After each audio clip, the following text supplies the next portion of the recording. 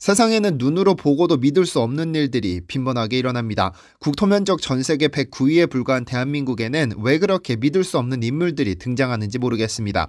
일례로 스포츠 분야만 하더라도 한국에서 절대로 배출돼서는 안 될 것 같았던 피겨스케이팅에서 김연아 선수는 피겨 역사상 가장 완벽한 선수라는 칭호를 받으며 여왕의 자리에서 내려왔고, 시골 마을에서 찢어진 축구화로 공차던 차범근 아이는 분데스리가를 폭격하면서 레전드들의 레전드가 되었습니다. 현재 전 세계에서 가장 빠른 축구를 구사한다는 영국 프리미어리그에서는 손흥민 선수가 말 그대로 리그를 씹어먹고 있고, 박세리를 보고 자란 세리키즈들은 미국 LPGA를 점령해 한국인 선수들의 동무대로 만들어버렸습니다. 이 밖에도 양궁, 쇼트트랙 등의 종목에서는 올림픽보다 한국 대표로 선발되는 것이 더 어렵다고 하죠. 그런데 눈으로 보고도 믿을 수 없는 일이 지금 이 순간 2021년의 대한민국에서 일어나고 있습니다.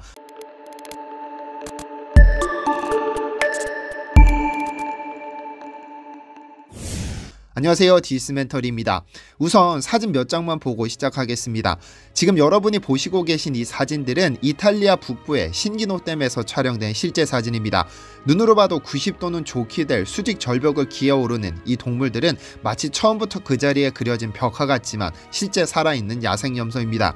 보기만 해도 오금이 저려오는 이 절벽을 아무렇지도 않게 기어오르는 이들을 보고 있노라면 중력도 그들을 피해간 것이 아닐까 하는 착각이 듭니다.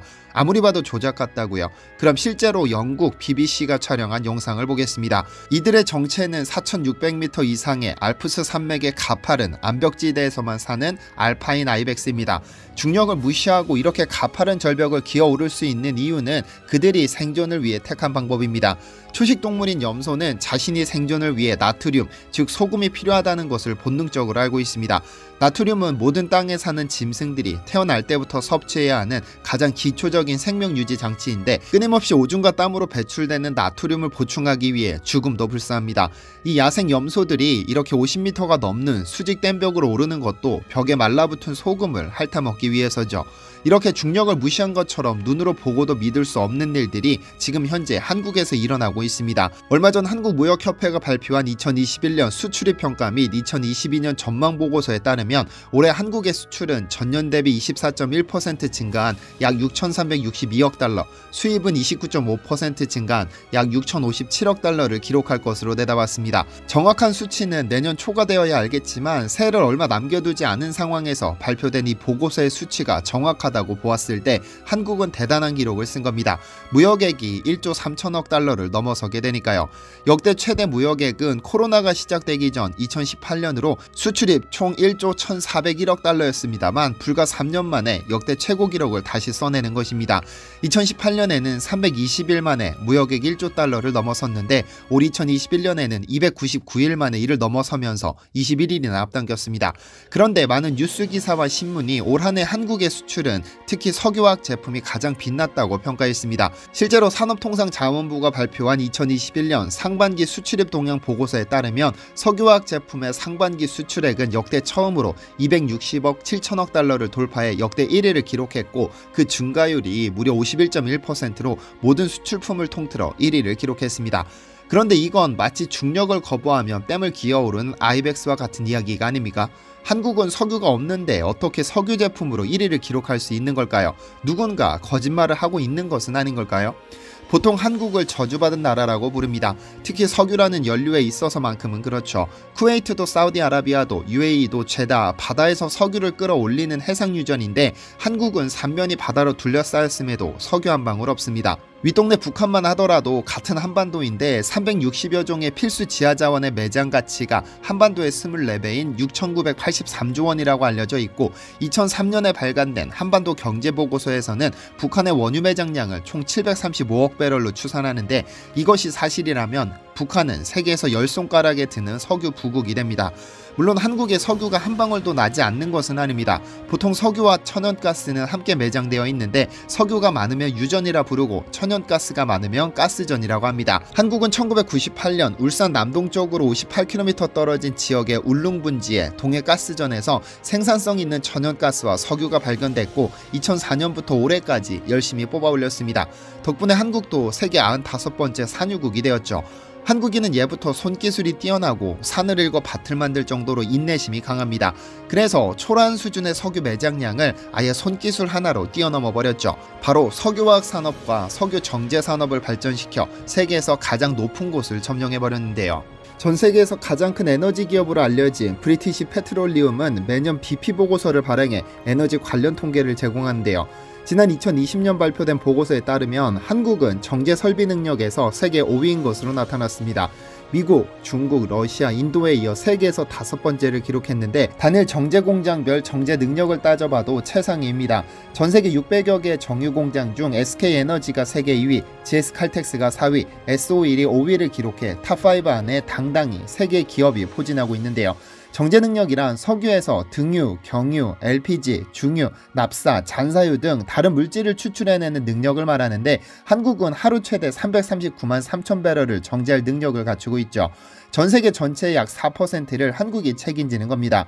그런데 이 정제 능력은 석유가 많이 매장됐다고 해서 높아지는 것은 아닙니다.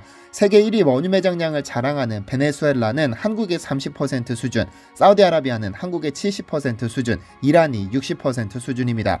그러니까 석유가 매장되는 것은 하늘이 내린 축복이지만 이 석유를 가져다 더 비싼 물건으로 만들어 파는 것은 순전히 인간의 능력이죠. 그만큼 한국의 기술력이 우수하다는 반증일 텐데요. 지난 2019년을 기준으로 한국은 총 12억 5,065만 배럴을 생산했는데 이 중 42%에 해당하는 5억 2,270만 배럴을 외국으로 수출해 외화벌이에 앞장섰습니다. 기름 한 방울 없는 한국이 석유를 수입해 정제하고 이 중 절반을 또 해외로 수출하고 있으니 불가능을 가능케 하는 특별한 능력이 있는 것이 아닐까 합니다. 그런데 더 놀라운 건 위에서 잠시 언급한 석유화학 제품입니다. 사실 정제 능력과 석유화학 제품은 염소와 소금과 같은 관계입니다. 정제 능력을 평가할 때 항상 석유화학 제품 생산 능력이 함께 거론되는데 이는 에틸렌 생산 능력으로 평가합니다. 한국석유화학협회가 발표한 통계에 따르면 한국은 2020년 한 해 동안 총 981만 톤의 에틸렌을 생산했는데 이는 세계 4위 규모입니다. 미국, 중국, 사우디에 이어 가장 많은 에틸렌을 생산하는 것이죠.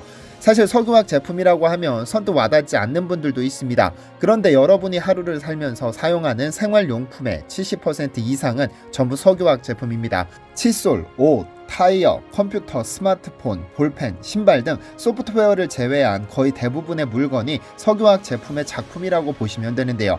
위에서 잠시 말씀드렸듯이 석유를 정제하면 그 안에서 납사 또는 나프타라고 불리는 물질이 추출됩니다. 이 나프타를 활용해 플라스틱도 만들고 합성 고무도 만들고 합성 섬유도 만드는데 우리 생활의 많은 부분을 차지하는 물질들이죠. 그리고 이 나프타는 부가가치가 대단합니다. 원유 1톤에서 뽑아낼 수 있는 납사는 총 180kg으로 이를 가격으로 환산하면 13만원입니다. 그러나 이 납사를 이용해 에틸렌, 프로필렌, 메탄 등으로 만들면 그 가격은 22만원으로 상승하고 이를 이용해 셔츠, 타이어, 페인트 등 최종 제품으로 만들면 그 가치가 1000만원으로 뛰어 엄청난 부가가치를 창출하게 되죠.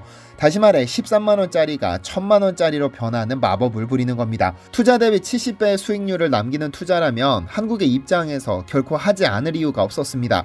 덕분에 2019년 한국의 10대 수출 품목 중 석유화학 제품은 반도체, 자동차에 이은 3위를 기록했는데 전체 수출의 약 10%가량을 차지하는 효자 품목입니다.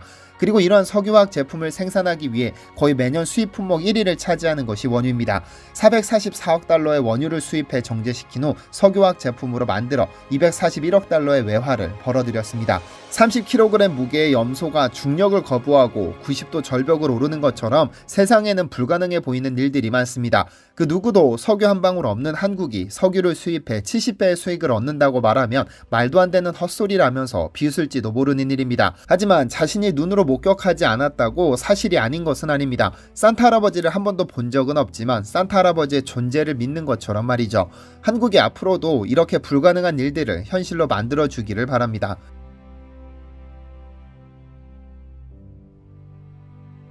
시청해주셔서 감사합니다.